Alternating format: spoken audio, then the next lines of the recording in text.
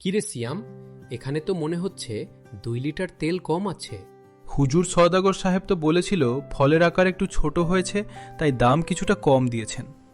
আমি অনেক ধরাধরি করলাম, কিন্তু তিনি শুনলেন না। আকার ছোট হয়েছে মানে আমার বাগানের ফল জাদুকরি ফল। এর আকার ছোট হোক আর বড় হোক, এর গুণের কোনো তুলনা হয়? তুই তাকে বলিসনি যে এই ফল খেলে মৃতপ্রায় রোগীও সুস্থ হয়ে যায়? গাধা কোথাকার, তোকে দিয়ে কিচ্ছু হবে না। আমার 2 লিটার তেল কম হয়ে গেল।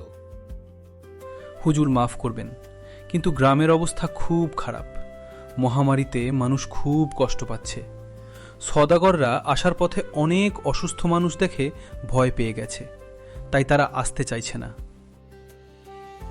গ্রামের মানুষ মরছে তো আমার কি? ওরা মরলে আমার আপদ যাবে। গ্রামের জনসংখ্যা কমলে আমার বাগানের সীমানা বাড়াতে সুবিধা হবে। তুই এখন যা, আমার চোখের সামনে থেকে দূর হ।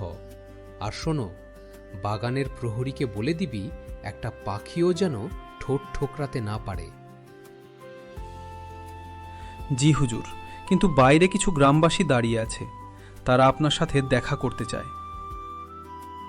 আবার এই ভিখারির দল আমাকে শান্তিতে থাকতে দেবে না।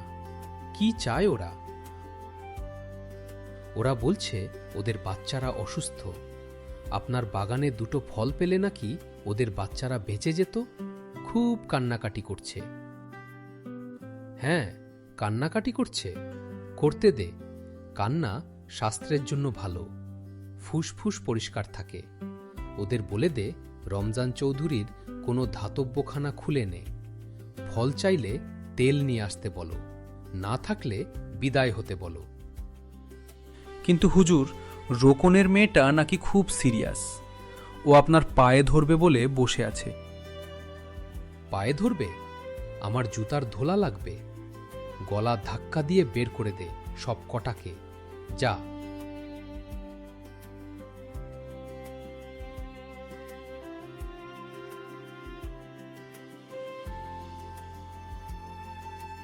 চৌধুরী সাহেব, দয়া করুন। ও হুজুর, আমার মেয়েটা মরে যাবে হুজুর। সৃষ্টিকর্তা আপনার ভালো করবে, শুধু একটা ফল দিন হুজুর। আমাদের টাকার দরকার নেই, শুধু প্রাণটা বাঁচান। আমরা আপনার গোলামি করব সারা জীবন।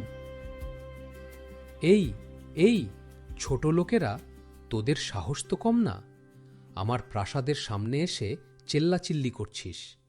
তোদের চিৎকারে আমার দুপুরের ঘুমের 12টা বেজে গেল। হুজুর, আমাকে মারুন, কাটুন, যা খুশি তাই করুন, কিন্তু একটা ফল ভিক্ষা দিন। আমার মেয়েটা জ্বরে বেহুশ হয়ে আছে। হাকিম সাহেব বলেছেন আপনার বাগানে জাদুকরি ফল ছাড়া ওকে বাঁচানো যাবে না। হাকিম বলেছে তো? যা না, হাকিমের কাছে গিয়ে মর। আমার কাছে এসেছিস কেন?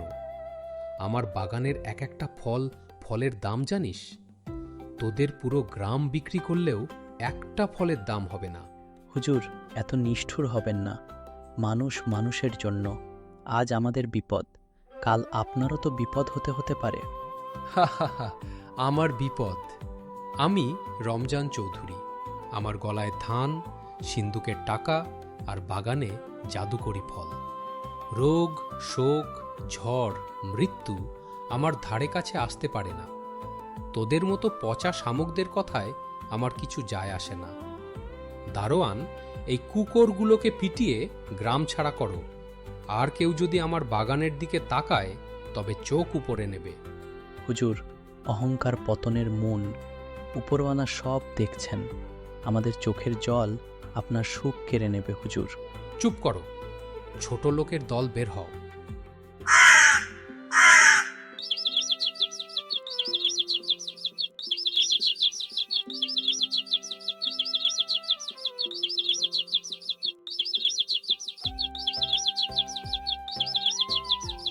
ও ভাই, একটু শুনবেন?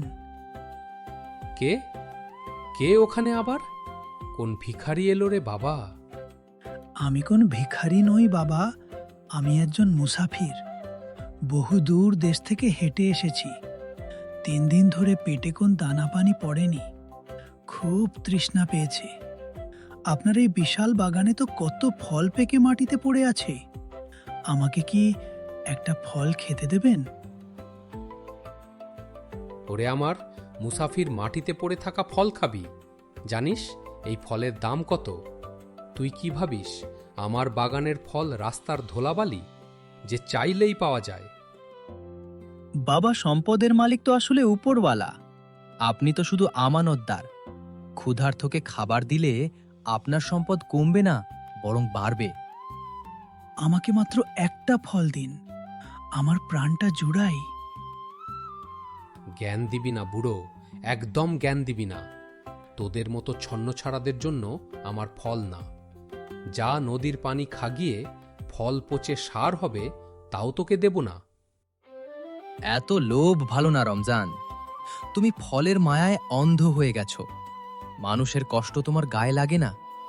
পশু পাখিও নিজের খাবার অন্যকে দেয়, আর তুমি মানুষ হয়ে মানুষকে ফেরাচ্ছ।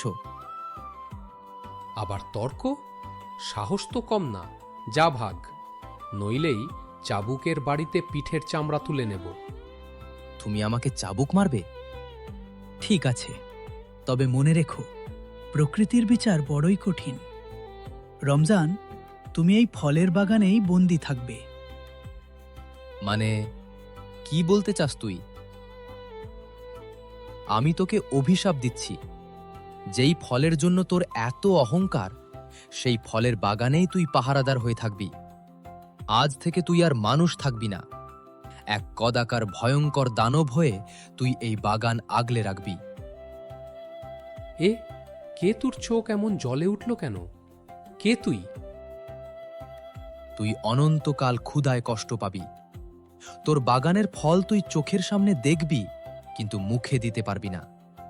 স্পর্শ করলেই তা ছাই হয়ে যাবে। এটাই তোর লোভের শাস্তি। না না, আমাকে মাফ করো, আমি বুঝতে পারিনি। দেরি হয়ে গেছে রমজান, তবে শোন, মুক্তির একটাই পথ আছে। যদি কোনোদিন কোন নিষ্পাপ শিশু নিজের প্রাণের মায়া ত্যাগ করে তোকে ভালোবেসে নিজ হাতে ফল খাইয়ে দে, শুধুমাত্র তখনই তুই মুক্তি পাবি। তার আগে 1000 বছরও তোর মুক্তি নেই। আমার মুখ কি হচ্ছে? আমার শরীরটা এমন বড় হয়ে যাচ্ছে কেন? আমার চামড়া এমন খসখসে কেন? ওরে বাপ, আমি যে খারাপ হয়ে যাচ্ছি। বাঁচাও, কেউ আমাকে বাঁচাও।